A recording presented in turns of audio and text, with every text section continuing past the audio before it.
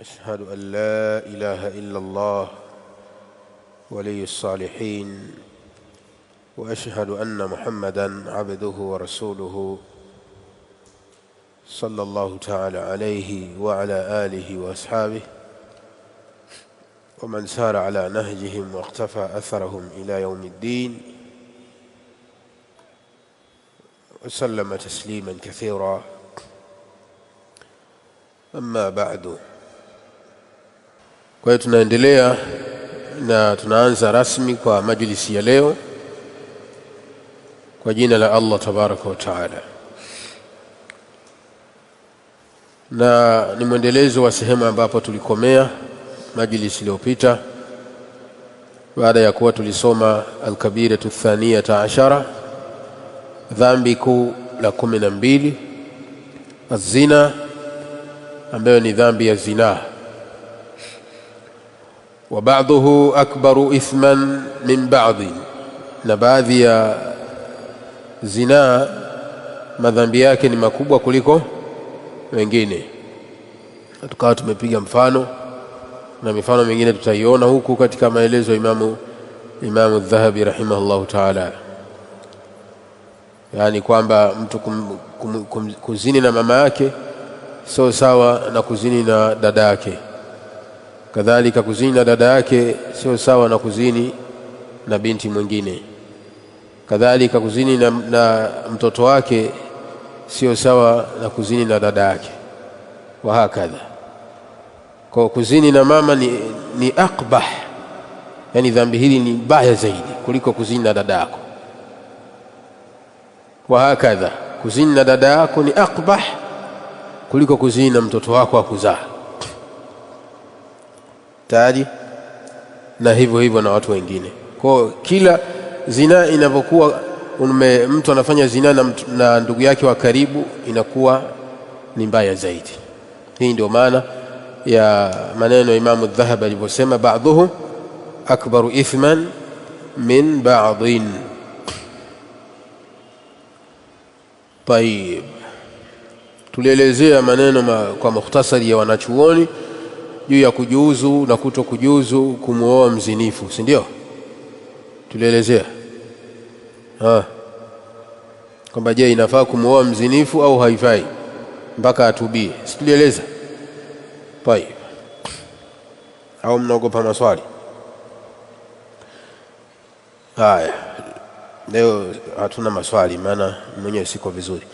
Tunaanza na maneno ya Mtume sallallahu alayhi wasallam.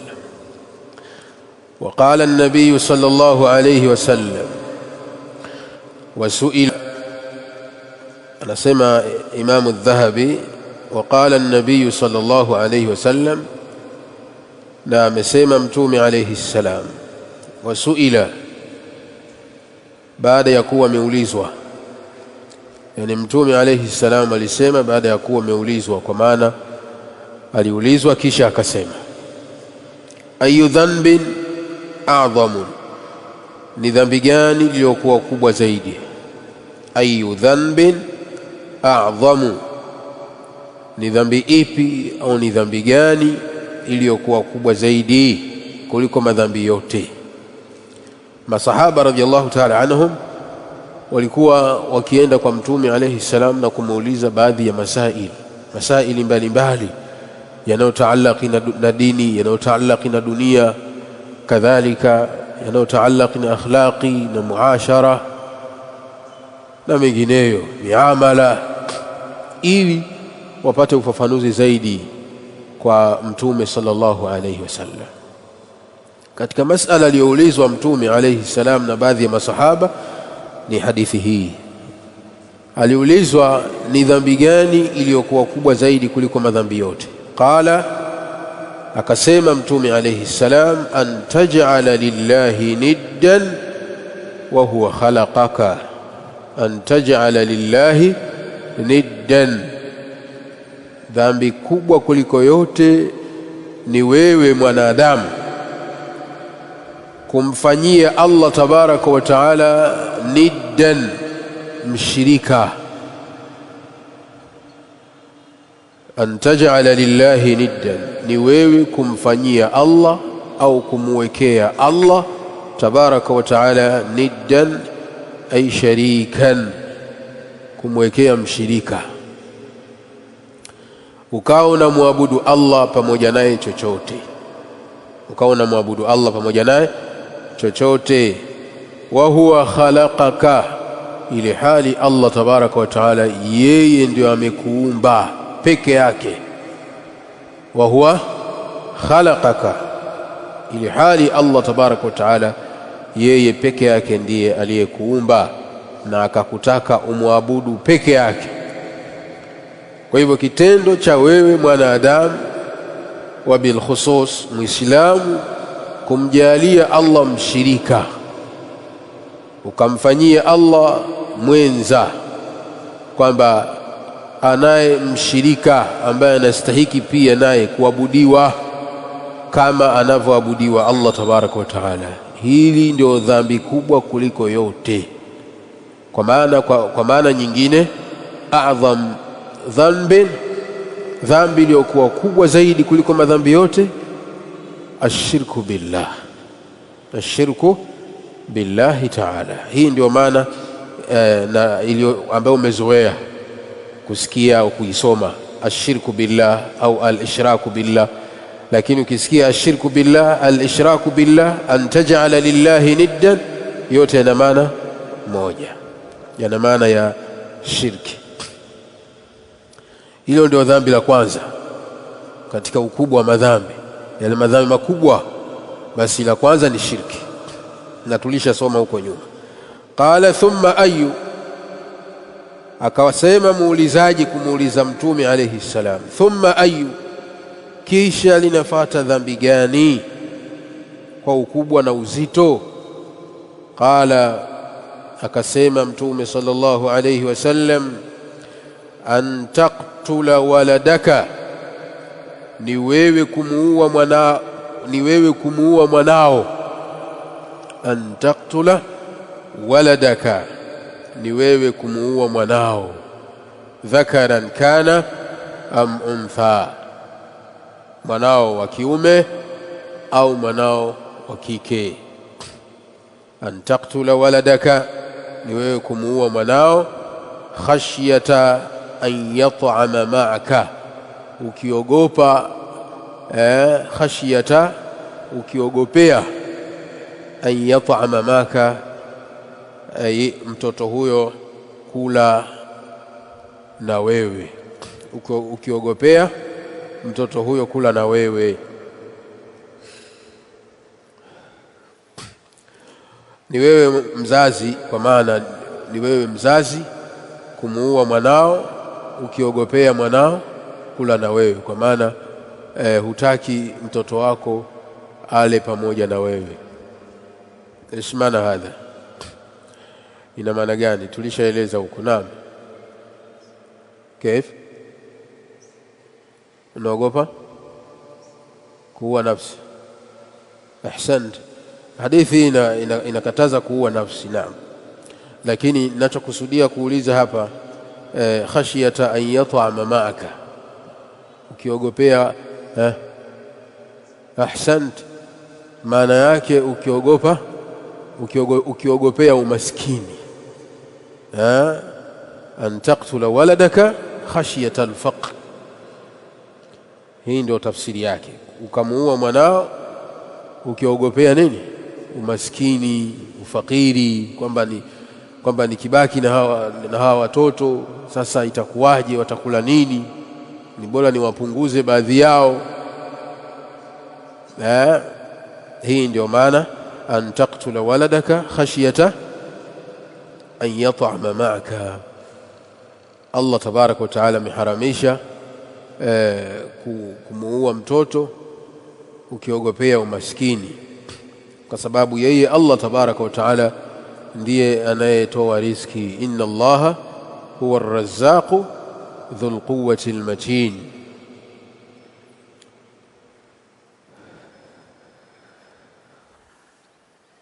Kwa hivyo dhambi la pili, Mtume sallallahu alaihi wasallam akasema ni mzazi kumuua mwanae akihofia umaskini.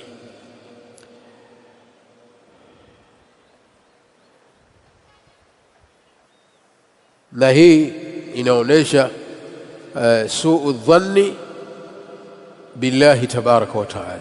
Mzazi kumuua mwanae, kuhofia mwanae asile naye, kwa maana kuhofia umaskini, hii inaonesha dhana mbaya atakayokuwa nayo mtu huyo, kwamba mtu huyo ana dhana mbaya kwa nani? Kwa Allah tabaraka wa taala. Hana dhana njema, kwa sababu ukiwa na dhana njema huwezi kumuua mwenzako kwa kutafuta utajiri au kuogopea umaskini kama wanavyofanya baadhi ya watu, kufanya shirki. Unakwenda kwa waganga, wanawaambia wanawatuma viungo vya watu ili waweze kufanikiwa mambo yao. Wanawatuma vidole vya miguu, vidole vya mikono, wengine wanawatuma vichwa. Haya, utapelekaje kichwa cha mtu kama sio kuua? Lazima uue kwanza, alafu ndo utapata kichwa. Sasa hii ni suu dhanni billahi tabaraka wa taala. Hii suu dhanni billahi tabaraka wa taala ni mtu kuwa na dhana mbaya kwa Allah tabaraka wa taala. Allah subhanahu wa taala anamruzuku amtakaye kwa njia anayoitaka yeye na anayojua yeye Allah tabaraka wa taala. Unaweza ukapita njia hii, lakini maadamu riziki yako hujaandikiwa huku, yani utapita na utakwenda, utapotea, hautapata riziki. Riziki yako iko njia hii, wa hakadha. طيب قال ثم أي، akasema muulizaji, kisha dhambi gani linafuata baada ya dhambi hili la mauaji? Kwa maana dhambi la pili baada ya shirki inafuata dhambi la mauaji, qatlu nafsi allati harrama Allahu qatlaha, kuua nafsi ambayo Allah ameharamisha kuiua nafsi hiyo. Hii ndio dhambi la pili linalofuata. Kisha dhambi la tatu, huyu bwana akamuuliza Mtume sallallahu alayhi wasallam, qala thumma ayu, kisha dhambi gani linafuata ewe Mtume? Qala, akasema Mtume sallallahu alayhi wasallam, dhambi la tatu linalofuata kwa uzito, antuzania khalilata jarika, ni wewe kumzini mke wa jirani yako. Antuzania ni wewe kumzini, khalilata ay zawjata jarika, mke wa jirani yako. Antuzania khalilata jarika, ni wewe kumzini mke wa jirani yako, yani kipenzi chake. Tunatumia khalila. Khalila ni kipenzi ambaye anakusudiwa hapa mke wa jirani yako. Zina ni haram, inafahamika, ni aqbah al-af'al, ni kitendo kichafu katika vitendo vichafu. Lakini kuzini na mke wa jirani yako ni aqbah zaidi, dhambi lake ni baya zaidi kuliko kuzini na msichana mwingine au na mwanamke mwingine wa mbali. Hatusemi kwamba kuzini na mwanamke wa mbali inafaa kwako wewe, la, lakini kuzini na jirani yako ni mbaya zaidi kuliko kuzini na mtu wa mbali. Hii ndio inaingia katika maana ya maneno Imamu aliposema ba'dhuhu akbaru ithman min ba'd, ndio yaingia kama hapa antuzania khalilata jarika. Ametumia Mtume alayhi salam lugha ya antuzania, ni mufaala. Kitendo hiki kina maana ya musharaka baina at-tarafain, kwa maana unamzini mke wa jirani yako hali ya kuwa ameridhia, hali ya kuwa ameridhia. Umepita ile miqaddimati ile, umemtafuta, umemwinda mpaka ukamkamata. Kadhalika inaingia katika neno antuzani ya khalila tajarika, hata kama utamzini bighairi ridaha, pasina ridhaa yake. Hata kama umemzini mke wa jirani yako pasina ridhaa yake, kwa maana ukambaka, pia inaingia katika hukumu hii kuwa ni dhambi la tatu kwa uzito katika madhambi yaliyokuwa makubwa, ambayo balaa lake ni kubwa zaidi. Naudhu billahi min su'il hal. Zinaa ni hatari sana. Juzi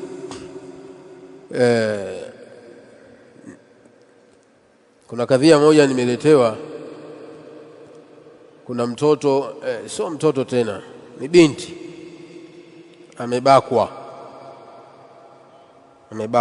huko Chanika huko, a'udhu billah. Amebakwa binti na vijana watatu. Sasa muulizaji wakati anauliza kadhia, mimi nikahisi amebakwa, aliyebakwa ni mtoto mdogo. Baada ya kumfuatilia na kuulizia katika kabla ya kutoa jawabu, kukabaini kwamba aliyebakwa si mtoto mdogo, ni binti miaka 20. Miaka 20 mama kabisa wa kuolewa. Sawa. Sasa hapa kwanza cha kujiuliza, huyu binti anafikia miaka 20 hajaolewa, anafanya kazi gani? Huko sijafika, lakini Waislamu tuwe makini sana. Mabinti wanapokuwa wamefika umri wa kuolewa, sawa, miaka 15, 17, 18, 19, wamemaliza maskuli, sawa, kama wamesoma maskuli, wakimaliza huko waozesheni. Sawa. Kuwabakisha mabinti majumbani ni fitna.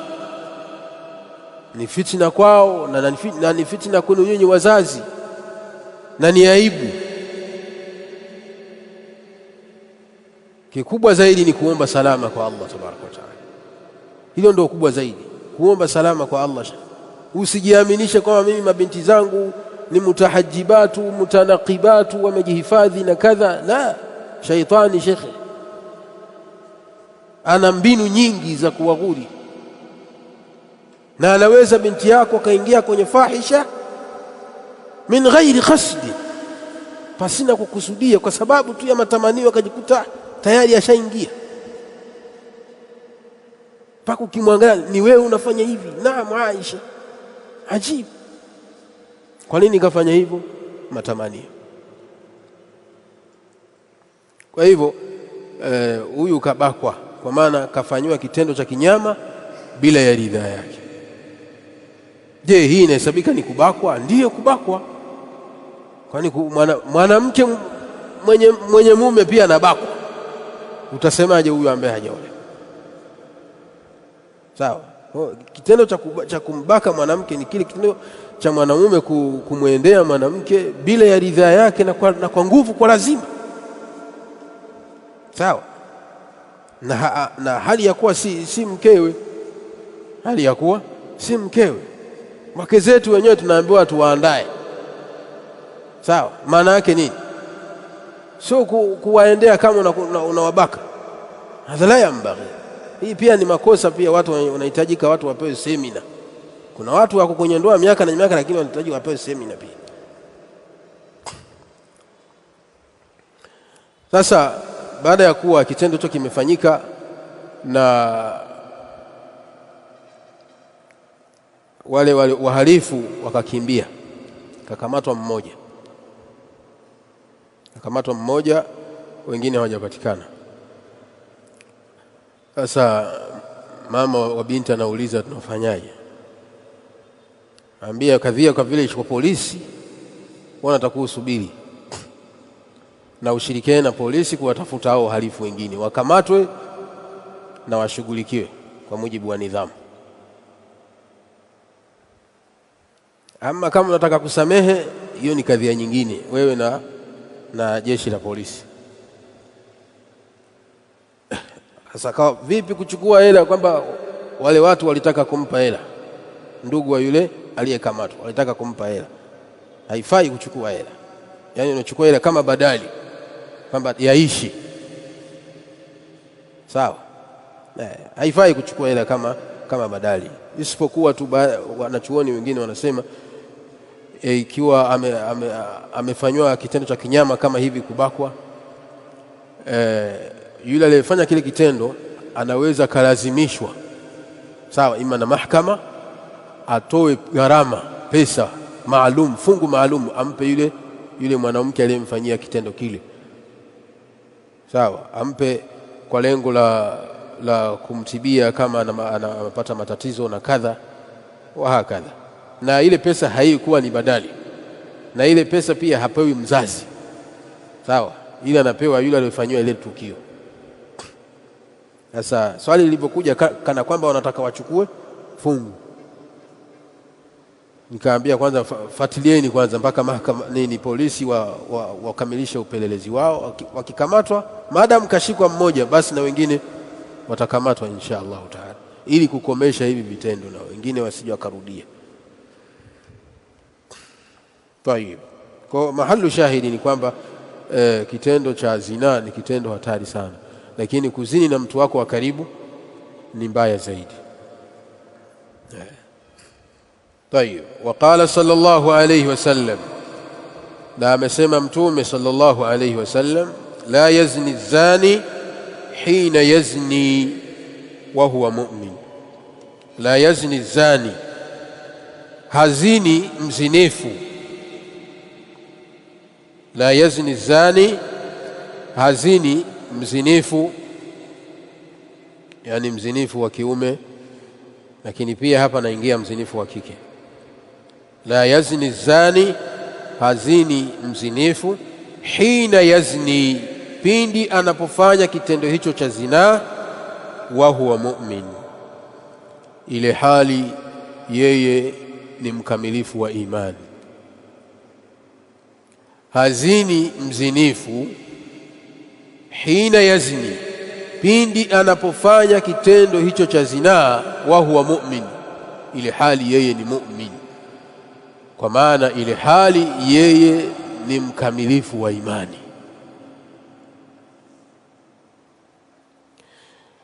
Wala yasriqu sariqu, na wala haibi mwizi.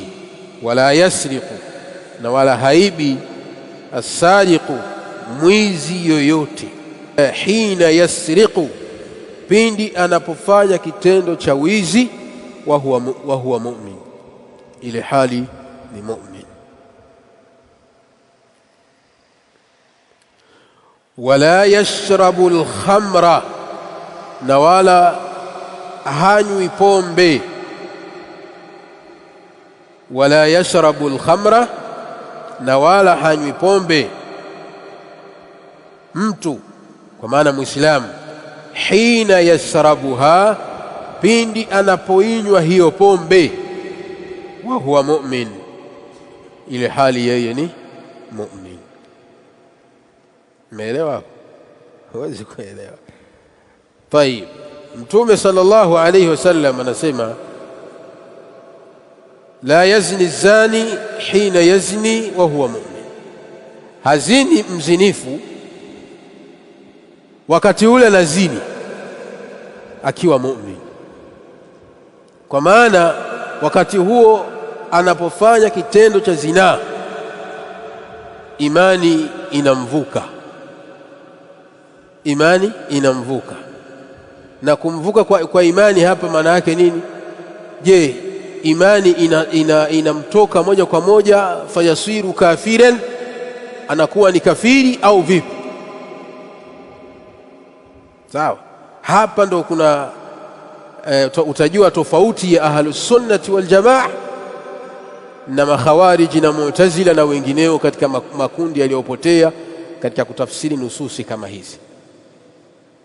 Tafsiri ya ahlus sunnati wal jamaa, ambayo ndio tafsiri aliyofundisha mtume sallallahu alaihi wasallam kuwafundisha masahaba radhiyallahu ta'ala anhum, na masahaba wakawafundisha wanafunzi wao mpaka ikatufikia sisi, ni kwamba muislamu mu'min wakati anafanya tendo la zina, sawa, wakati yuwazini, basi imani inaondoka kwake yeye. Na kuondoka kwake yeye maana yake nini? Maana yake imani inashuka, inapungua. Maana yake imani inapungua. Hii ni maana ya kwanza katika upande wa hadithi hii. La yazni zani hina yazni wa huwa mu'min, hazini mzinifu wakati ule yuwazini hali ya kuwa ni mu'min, kwa maana imani inafanyaje hapa ndio inakusudiwa ay kamilul iman. La yazni zani hina yazni wa huwa mu'min ay kamilu al-iman, kwa maana hafanyi uchafu wa zinaa na imani yake kamili. Wakati ule anafanya kitendo cha uchafu huo wa zinaa, imani yake inafanyaje? Inashuka. Umeelewa? Mapote mengine kama Khawarij na Mu'tazila wao wakatafsiri kwamba mtu akifanya uchafu wa zinaa basi imani inakuwa imeondoka moja kwa moja, anakuwa mertadi, anakuwa ni kafir. Sawa? Tutakujaona hadithi nyingine ambayo ina maelezo kama haya, lakini tofauti kidogo, tutakujaona huko. Kadhalika wala yasriqu as-sariqu hina yasriqu wa huwa mu'min, pia mtu haibi wakati ule anaiba hali ya kuwa ni mu'min. Wala yashrabu al-khamra hina yashrabuha wa huwa mu'min, pia muislamu hanywi pombe wakati ule anakunywa akiwa ni mu'min, kwa maana wakati ule anafanya kitendo hicho imani yake inashuka. Hawezi kubaki na imani yake kamili akafanya hayo. Mu'min mwenye imani kamili hayafanyi haya madhambi haya makubwa. Sawa? Ikimtokea mu'min akafanya hayo makosa, je, inaweza katokea mu'min akazini? Naam. Lakini wakati ule anazini, hazini hali ya kuwa ni mu'minun kamilul iman. Sawa? Anahesabika kuwa ni mu'min naqisul iman, ni muumini ambaye imani yake mfanyaji imepungua. Kilichopunguza imani yake ni nini? Kitendo kile alichokifanya. Al-imanu yazidu wa yanqus, kama tulivyosoma kwenye aqida kwamba imani inazidi na kushuka. Yazidu bitaa wa yanqusu ish bil maasi, inazidi kwa kufanya taa na inapungua kufanya maasi. Kwa hiyo katika maasi azina. Kwa wakati ule unazini, ufahamu ya kwamba unaivua imani yako, yani unaipunguza imani yako. Sawa? Kwa hadithi hii Mtume alayhi salamu akataja vitu vitatu. Kitu cha kwanza azina, kitu cha pili as-sariqa, wizi, kitu cha tatu shurbul khamri, kunywa vilevi, yani ni pombe na kila aina ya kilevi.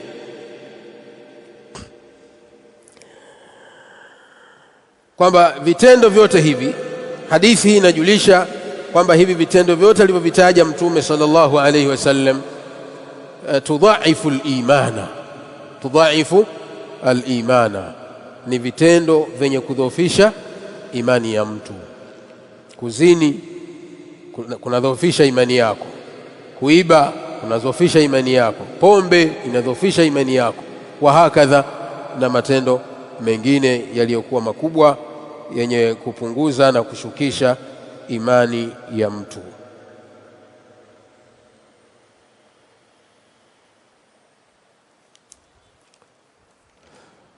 Tayeb, kwa hiyo ndio maana ya hadithi la yazni zani hina yazni wa huwa mu'min. Haina maana kwamba anakuwa amekufuru, bali ana maana hapa Mtume sallallahu alayhi wasallam mtu mwenye kufanya tendo hilo wakati ule anafanya anakuwa anaishukisha imani yake. Na imekuja hadithi nyingine kama hadithi hii inayofuata. Isikilize hadithi hii alafu utasikia maelezo yake pia. Waqala sallallahu alayhi wasallam, na akasema Mtume alayhi salam, idha zana al-abdu, pindi anapozini mja. Idha zana al-abdu, pindi mja anapofanya zinaa. Kharaja minhu al-imanu. Al-abdu huna al-muslim, al-abdu anayekusudiwa hapa ni muislam au mu'min. Idha zana al-abdu ay al-mu'min, mu'min pindi anapozini. Kharaja minhu al-imanu, imani yake inatoka. Kharaja minhu al-imanu, imani yake inamtoka. fakana alayhi kadhullati, fakana alayhi kadhullati, imani hiyo ikishatoka inakuwa juu yake. Fakana alayhi kadhulla, imani hiyo ikishamtoka inakuwa juu yake kama vile wingu liliotanda juu ya kichwa chake lenye kumfunika. Fakana kadhullati, imani hiyo ikishamtoka inakuwa juu ya kichwa chake imetanda kama wingu lenye kumfunika. Lakini utokaji ule ambao wanasema ahlul ilmi fakana alayhi kadhulla, imani hiyo ikishamtoka inakuwa juu yake, haiachani naye moja kwa moja, bali inakuwa juu ya kichwa chake kama vile wingu ambayo limefunika kitu, yani kama kivuli cha kitu.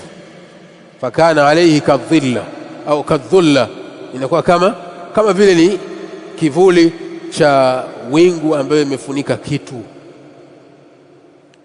Sawa sawa. Kivuli siku zote kinakuwa kimeshikana na mtu. Kama ni kivuli cha mtu kinakuwa kimeungana na mtu mwenyewe, na kama ni kivuli cha kitu kinakuwa kimeungana na kitu chenyewe. Sawa. Kivuli hakitengani na kile kitu chake, bali kinaenda sambamba na ule urefu wa kitu, pamoja na kwamba kuna baadhi ya time kivuli kinakuwa ni kirefu tayari, hasa jua likielekea magharibi. Kwa hivyo Mtume sallallahu alaihi wasallam akasema, mtu anapozini, Muislamu anapozini, kharaja minhu al-iman, imani yake inamtoka, fakana alayhi kadhulla, inakuwa juu yake, yani kama kivuli, inakuwa juu yake kama kivuli. Wakati ule anazini, imani inakuwa imemfunika juu hivi tayari. fa idha inqala'a minha, na katika riwaya fa idha inqata'a minha, na pindi anapoacha hiyo zinaa. Fa idha inqala'a, pindi anapoacha hiyo zinaa, kwa maana wakati ule anazini imani inamtoka, inakuwa juu ya kichwa chake kama kivuli tayari. Fa idha inqala'a, akimaliza kitendo hicho au akiacha kitendo hicho cha zinaa, raja'a ilayhi al-iman, imani yake inafanyaje? Inarudi. Raja'a ilayhi al-iman, imani inarudi. Kwa wakati ule anafanya kitendo cha zinaa, imani inamtoka, lakini kutoka kwake haitoki moja kwa moja, haitoki moja kwa moja. Kwa maana kama ingekuwa inamtoka moja kwa moja angeritadi, angekuwa mkafiri. Sawa. Na Mtume alayhi salamu asingesema raja'a ilayhi al-iman. Mtume asingesema kwamba akiacha kile kitendo cha zinaa, sawa, baada ya kusha kufanya amemaliza, basi ashatoka, wakati ule ndo ayuvaa nguo zake.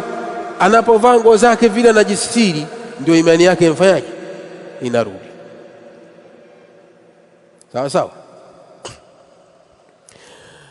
Sasa kama angekuwa meritadi moja kwa moja, kama angekuwa meritadi, basi Mtume alayhi salam asingesema raja'a ilayhi al-iman, kwamba imani inarudi, imani inamrudia kwa kitendo cha yeye tu kuacha kile kitendo cha zinaa. Kama angekuwa ni murtad, ingemlazimu atamke shahada, ingemlazimu atamke shahadatain. Sawa. Hii ndio dalili katika dalili zinazojulisha kwamba murtakibul kabira, mwenye kufanya dhambi kubwa hii la zinaa, la yakfu, hakufuru. Dalili ni haya maneno ya Mtume sallallahu alaihi wasallam, idha zana al-abdu kharaja minhu imanuhu, kharaja minhu al-imanu mtu anapozini muislamu imani inamtoka, fakana alayhi, inakuwa juu yake kadhulla, kama vile kivuli chenye kumfunika.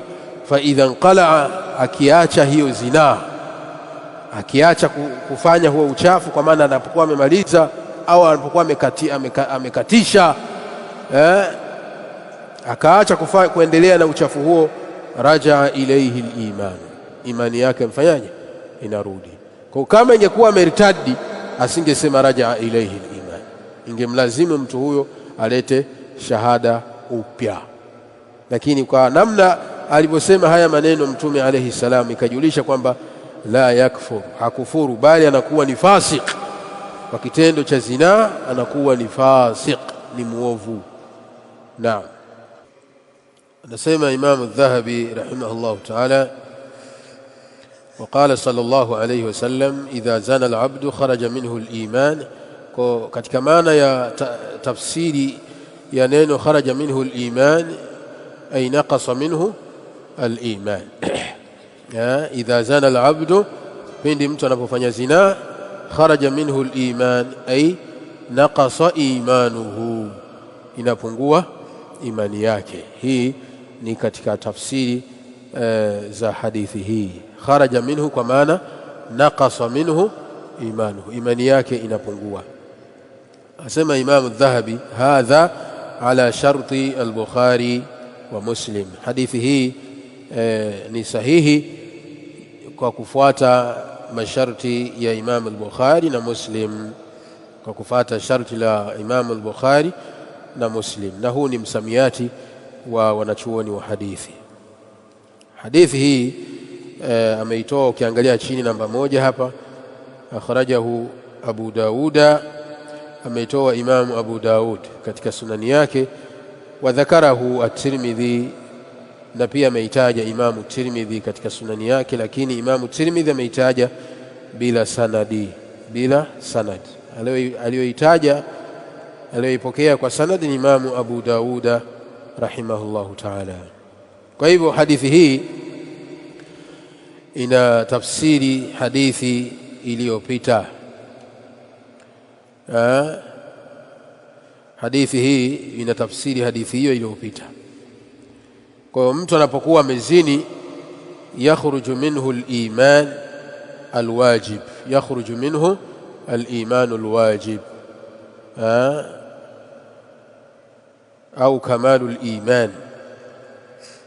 Mtu anapofanya uchafu wa zinaa, inatoka ile imani ya wajib, inamtoka ile imani ya wajib, na imani ya wajib ni imanu al-kamil. Imanu al-kamil ndio imanu al-wajib. Kwa mtu hazini ile hali yupo na imanu al-wajib au imanu al-kamil, bali anapozini mtu anakuwa ni naqisu ish al-iman, mpungufu wa imani. Wayabqa ma'ahu aslu al-iman, ile asili ya imani haiondoki kwa kitendo cha zinaa.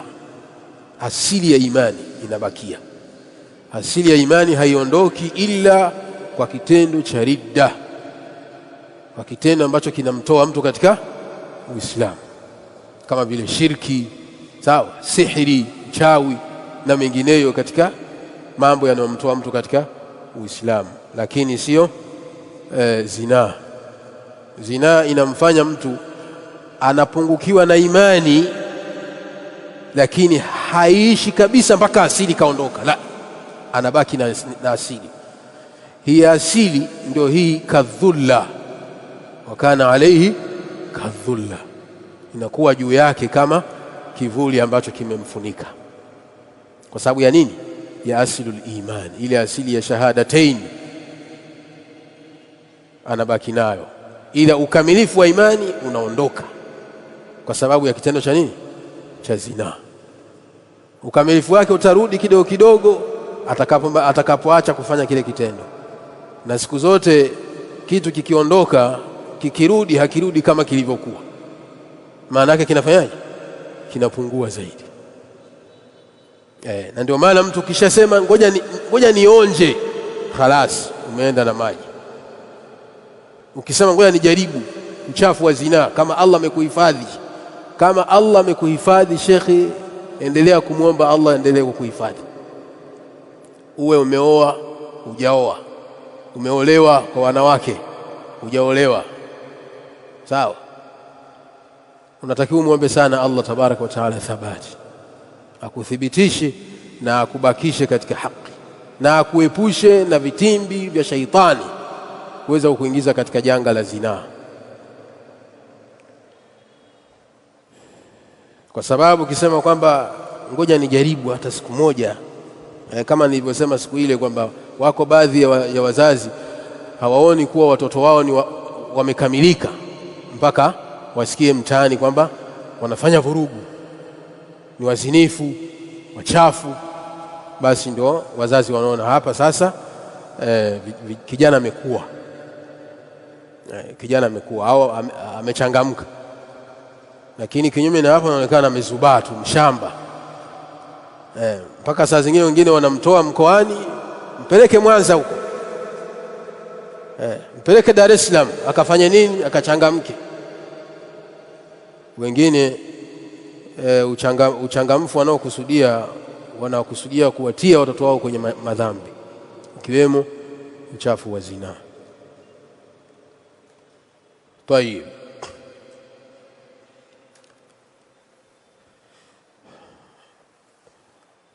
waruya ani nabii sallallahu alayhi wasallam, na imepokewa pia hadithi kutoka kwa mtume alayhi salam, annahu qala, kuwa amesema mtume alayhi salam, man zana, mwenye kufanya zinaa, man zana, mwenye kufanya zinaa, maana mwenye kuzini, mwanamke au mwanamume, au shariba al-khamra, au akanywa pombe, naza'a Allahu minhu al-imana, Allah tabaraka wa taala atamvua imani. Naza'a Allahu minhu al-imana, Allah atamvua imani mtu huyo.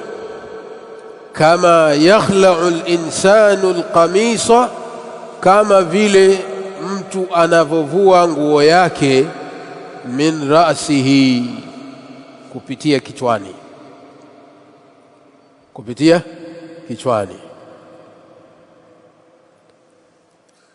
Isnaduhu jayidu, anasema Imamu Dhahabi, isnadi ya hadithi hii ni nzuri. Na isnadi maana yake ni wapokezi, tulishaeleza huko nyuma. Hadithi hii inaelezea kwamba mwenye kufanya zinaa au akanywa pombe, ambayo yote haya ni madhambi makubwa na ni machafu katika machafu, madhara yake, naza'a Allahu minhu al-imana, Allah tabaraka wa taala atamvua mtu huyo imani. Kama yakhla'u al-insanu al-qamisa, kama vile anavovua mtu nguo. Kamisa ni nguo, mashati, sawa, ni kamisi, shati. Ya tumezoea kamisi tunaita kanzu, sawa. Kama vile anavovua mtu nguo yake, mirasihi, kupitia kichwa chake.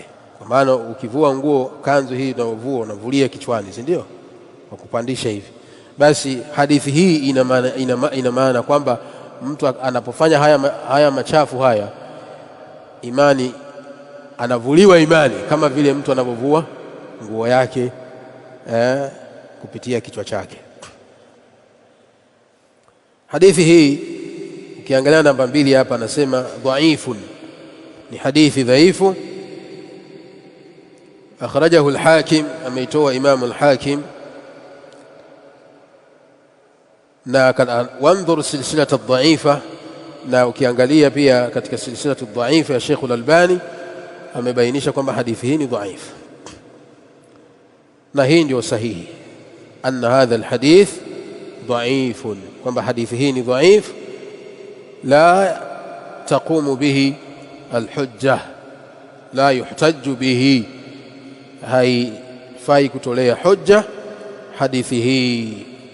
na ukiitolea hujja basi ubainishe kwamba hadithi hii ni dhaifu, lakini maana inayoelezewa katika hadithi hii zimekuja katika maana zingine, katika hadithi zingine. Sawa? Wa in kana hadha alhadith dha'ifan, hata kama hadithi hii ni dhaifu, lakini qad thabata aladilla, zimethibiti adilla kwa wingi zenye kubainisha madhara ya tendo hili la uzinifu, kadhalika na hatari ya kunywa pombe. Sawa? Na kwamba mwenye kufanya matendo hayo imani yake inashuka. Hadithi hizi tulizosoma, hii ya juu na ile ya nyuma, zote zinatosheleza. Kwa hakuna haja ya kutumia hadithi hii ambayo ni dhaifu. Umeelewa? Lakini hadithi hii ndio wanaotumia makhawariji na Mu'tazila na watakaopita mapito yao, wenye kuwakufurisha Waislamu wanaofanya madhambi makubwa, ikiwemo dhambi la zina na kunywa pombe. Katika dalili kubwa wanazotegemea ni hii, kwamba Mtume sallallahu alaihi wasallam anasema, man zana au shariba al-khamra naza'a Allahu minhu al-imana, kwamba mwenye kuzini au akanywa pombe Allah anamvua imani, kama vile mtu anavovua nguo yake. Kwa maana mtu huyo anakuwa ni murtad, kharaja min al-islam, anakuwa ametoka kwenye Uislamu. Sawa? Makhawariji wanasema hivi kwamba anakuwa mfanyaje, amekufuru, ametoka kwenye Uislamu. Kwa kwamba Mu'tazila wao wanatofautiana na makhawariji kidogo. Wao wanasema fi manzilati baina manzilatayn, wakati mtu amezini basi hawi kafiri na hawi muislamu, anakuwa katikati, fi manzilati baina manzilatayn. Lakini hapo wana maana pia ya takfiri, wana maana ya kumkufurisha, wa na'udhu billahi min dhalika. Lakini tafsiri sahihi na aqida iliyokuwa sahihi, ambayo ni aqida ya ahlus sunnah wal jamaa, ni kwamba murtakibul kabira, mwenye kufanya dhambi kubwa kama hivi, yakazini, muumini yakazini, sawa, hapa duniani, huwa mu'minun biimanihi, anakuwa ni mu'min kwa imani yake. Imani yake ipi? Yani aslul iman, ile asili ya imani. Haiondoki kwa zina, haiondoki kwa kuiba, sawa, haiondoki kwa kunywa pombe na mfano hayo katika madhambi yaliyokuwa makubwa, ambayo hayaondoshi nini? Aslul iman. Kwa anakuwa ni mu'minun biimanihi wa fasiqun bikabiratihi, na anakuwa ni fasik kwa yale madhambi makubwa anayoyafanya. Hadhihi aqidatu ahli sunnati wal jamaa. Hii ndio aqida ya ahli sunnati wal jamaa, ambayo ndio aqidatu salaf, aqida ya wema waliotangulia, ambayo wameichukua kwa Mtume sallallahu alayhi wasallam. Kwamba mtu akinywa pombe kafiri wewe, la. Kitendo cha kunywa pombe ni fisq, ni uovu, na mwenye kufanya hivyo ni fasik. Lakini hal yakfur? La yakfur, hakufuru kwa kile kitendo. Sema kwa kile kitendo imani yake mfanyaje?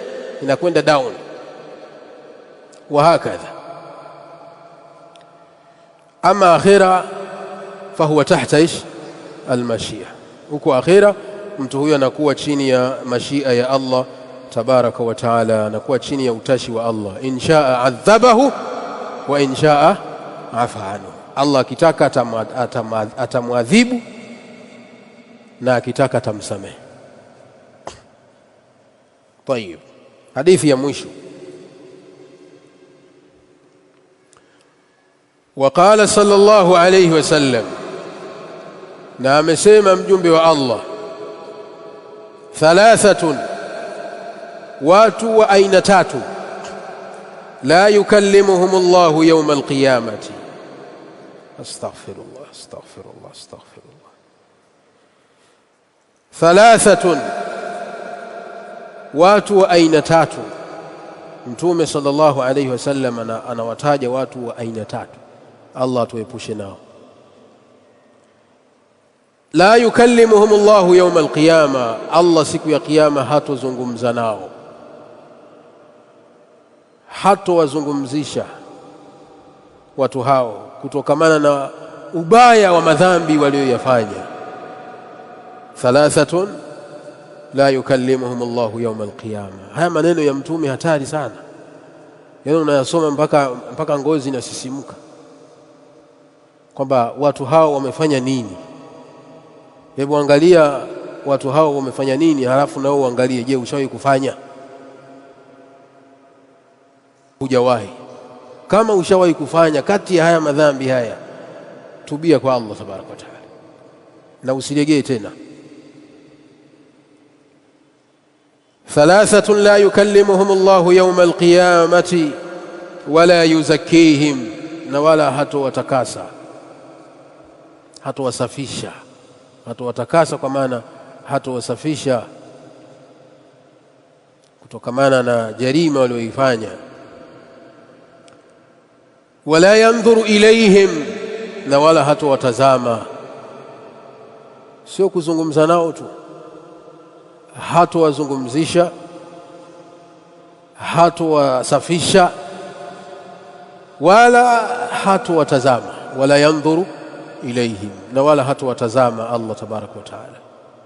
Kwa maana wala yanzuru ilayhim nadharata arrahma, hatowatazama jicho la huruma. Hii ndio maana inayokusudiwa. Wala yanzuru ilayhim, je, hatowatazama moja kwa moja? La, hatowatazama kwa jicho la huruma, atawatazama kwa jicho la ukali. Hii ndio maana inakusudiwa, wala yanzuru ilayhim, na wala hatowatazama kwa jicho la huruma.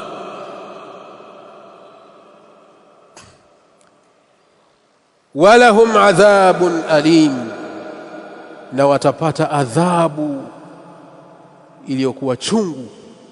Walahum adhabun alim, na watapata adhabu iliyokuwa chungu, kwa maana adhabu yenye machungu au yenye uchungu, adhabu yenye uchungu. Naam, walahum adhabun alim, na watapata adhabu yenye uchungu, maana watakuwa wakionjeshwa adhabu iliyokuwa kali. Naudhu billahi min su'il hali. Sifa hizi, angalia hali hizi zote. Moja, la yukallimuhum Allah, Allah hatozungumza nao. Wala yuzakkihim, namba mbili, wala hatowatakasa. Wala yanzuru ilayhim, na wala hatowatazama jicho la huruma. Tatu, namba nne, walahum adhabun alim, na watapata adhabu yenye uchungu. Mambo manne haya ni hatari sana. Haya, wewe mwanadamu, wewe Muislamu, ndio Allah ashakutelekeza kwa sura hii. Utasaidiwa na nani? Allah ndio ashakuacha kama hivi, nani atakusaidia?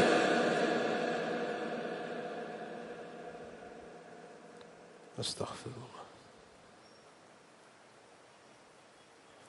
Akawataja Mtume sallallahu alayhi wasallam, akasema mtu wa kwanza shaykhun zani,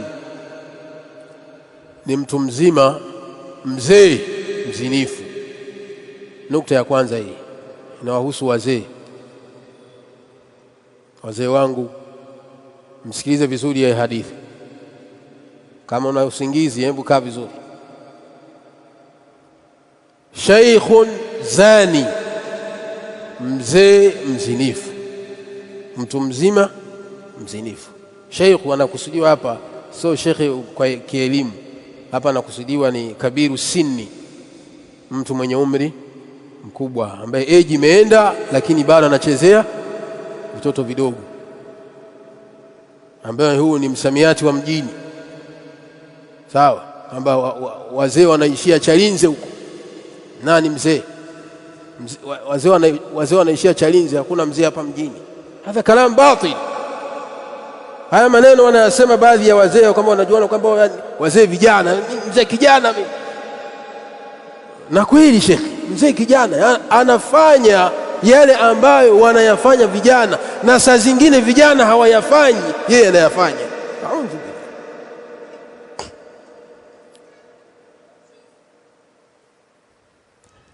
Halafu anasema ni uzee mwisho Chalinze.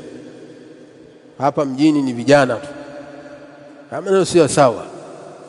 Haya maneno sio sawa, na ni maneno ambayo ikiwa mtu anayasema haya maneno akiwa na maana kwamba yani yeye umri wake bado haujamwacha kuendelea kufanya machafu wanaoyafanya vijana, basi huyo mzee ana hatari sana, na Allah muongoze. Kwa hiyo mtu wa kwanza ni sheikhun zani, ni mtu mzima mzinifu. Kwa nini mtu mzima mzinifu dhambi yake imekuwa ni kubwa kuliko zina ya kijana? Kwa sababu wanasema wanachuoni kwamba liadami ad-da'i ila zina, kwa sababu mzee hana vishawishi vinavyompeleka kwenye zinaa, bikhilafi shabi, tofauti na kijana. Sawa, vijana wana matamanio, damu imechemka. Sawa, mzunguko wa damu kwa vijana ni tofauti na mzunguko wa damu kwa wazee, ni tofauti na mzunguko wa damu kwa wazee.